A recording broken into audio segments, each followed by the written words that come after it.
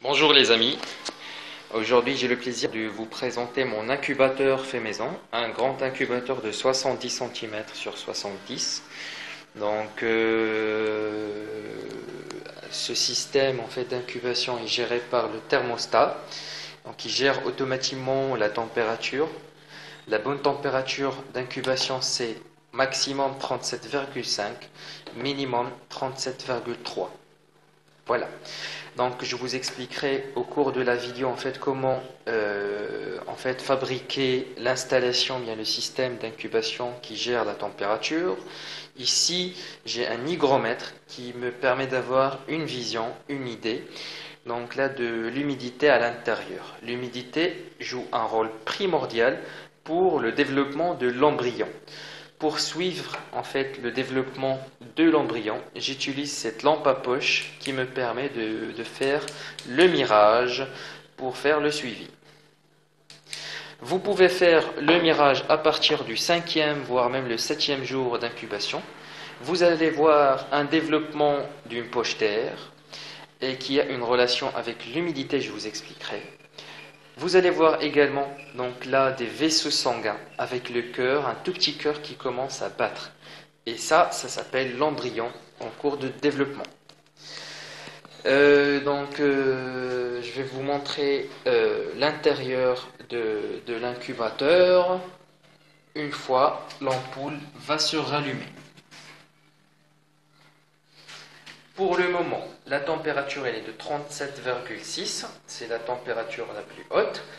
Maintenant, les ampoules s'éteignent automatiquement. Une fois la température va baisser à 37,3, là, vous allez voir que automatiquement, voilà, donc non, ça n'a pas encore baissé. Donc une fois ça va baisser, voilà, vous voyez que l'ampoule s'est rallumée. Donc j'ai mis des petits trous en fait pour l'aération.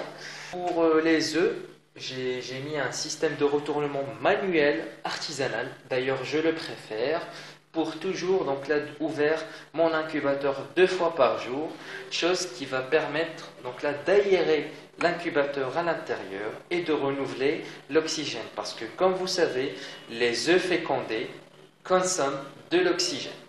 Voilà. C'est juste pour vous montrer. Voilà à quoi ressemblent les œufs. Voilà, donc deux ampoules, 60 watts, deux ventilateurs de 11 volts, tout est enveloppé par en fait le polystyrène à l'intérieur. Voilà les amis, maintenant vous avez vu l'incubateur à l'intérieur, donc deux petites ampoules de 60 watts, 220 volts, deux ventilateurs de 11 volts, ventilateurs d'ordinateur qui sont reliés à ce transformateur 11 volts branché sur ma multiprise. Pour cette prise, donc ça c'est le câble qui alimente ma thermostat, qui gère la température. Voilà, donc ce câble est branché sur le câble rouge-noir qui alimente ma thermostat. La sortie électrique, moi j'ai préféré faire bien la relier avec une prise, et cette prise me permet de brancher tout ce que je veux. Tout ce que je veux gérer par ma thermostat. Notamment, donc là, les deux ampoules de 60 watts que j'ai reliées ici. Voilà, donc là, les deux ampoules. Voilà. Et on a le thermomètre qui nous donne en fait la température exacte. L'hygromètre, en fait, l'hygromètre, c'est son câble qui descend, qui entre à l'intérieur. Voilà. On a vu également une tasse d'eau. Pour avoir l'humidité. Des informations qui sont primordiales, qui jouent un rôle important dans le développement de l'embryon, c'est donc là l'humidité. Regardez les amis, les 3 premiers jours, on peut dire que vous pouvez avoir une humidité entre 40 voire même 80%. Voilà. Donc là, à partir donc là, du 3e jour jusqu'à 7e jour, c'est là on va dire que la poche d'air commence à se développer. Comment la poche d'air de l'œuf commence à se développer? C'est très simple. Normalement, l'œuf se débarrasse du liquide pour créer, et il absorbe l'oxygène pour créer la poche d'air. Cette poche d'air est très très importante qui va permettre à l'embryon, le jour de l'éclosion, il va creuser en fait la poche d'air pour avoir de l'oxygène qu'il va consommer parce qu'il va fournir un effort pour casser la coquille. Voilà. Si la poche d'air n'est pas bien développée, il y aura une insuffisance d'oxygène pour l'embryon, bien le futur poussin. Il va consommer de l'oxygène, il ne va pas casser la coquille. Après, donc là, il va mourir, il va pas à l'intérieur. C'est la raison pour laquelle, au bout du 7e jour, 5e, 7e jour d'incubation, je vous conseille de baisser le niveau d'humidité. 40, 50, c'est parfait. Jusqu'au 14e jour, c'est au moment là où vous pouvez augmenter de nouveau l'humidité. Pourquoi? Comme je vous ai dit, l'humidité est très très importante pour rendre la coquille qui contient en fait le calcium, qui est dur, coriace, qui permet donc là à la coquille de devenir plus humide, plus souple, et ça sera plus facile pour le futur poussin de casser la coquille pour sortir. Voilà, il ne va pas rester coincé. Une autre chose, pour augmenter le niveau d'humidité, tout ce que vous allez à faire, c'est de rajouter de l'eau.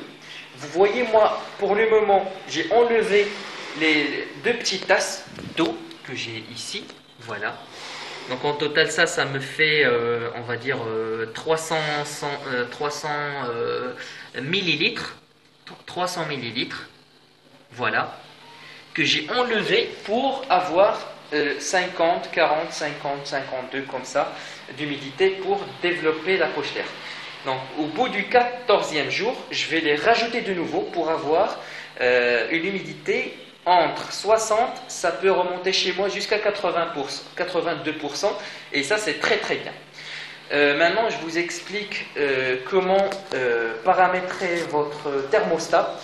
Donc cet hygromètre ne coûte pas cher. Celle-ci aussi, la thermostat. J'ai préféré celle-ci parce que regardez, il n'y a que 2 boutons. C'est pas complexe avec le bouton 7, gérer ça, pas du tout. Ici, le système d'incubation, tout ce que vous allez faire, c'est l'inverse. Regardez, la flèche du bas, vous mettez la température la plus haute que vous souhaitez. C'est 37. Je vous conseille fortement d'utiliser 37,6 ou 37,5. D'accord? La plus haute, vous mettez la température la plus basse qui est de 37,3. Comme ça, la température restera stable et l'embryon va se développer dans des meilleures conditions. Voilà.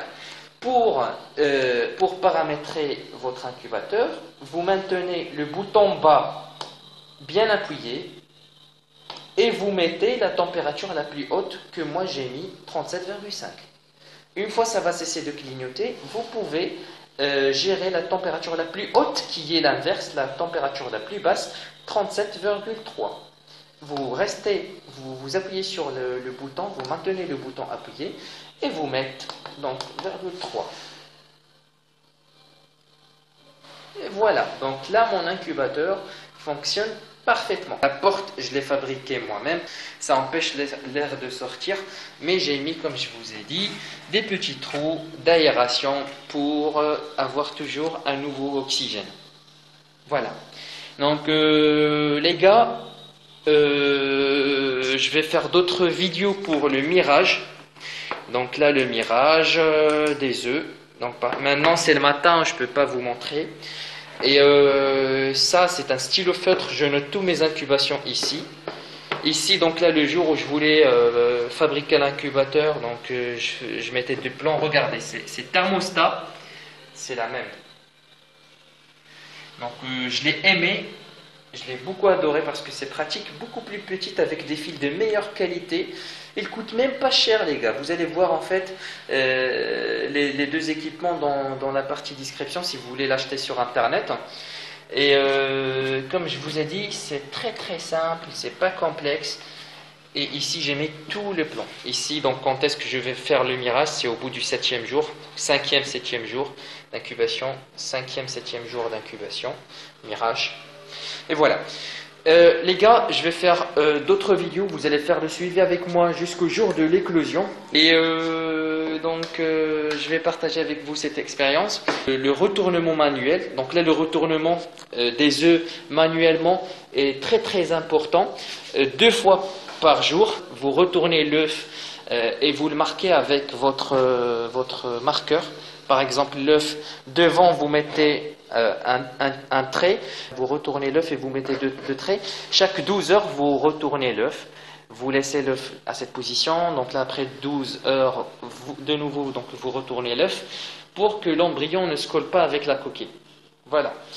Les gars, je vais vous faire donc là d'autres vidéos jusqu'au jour de l'éclosion.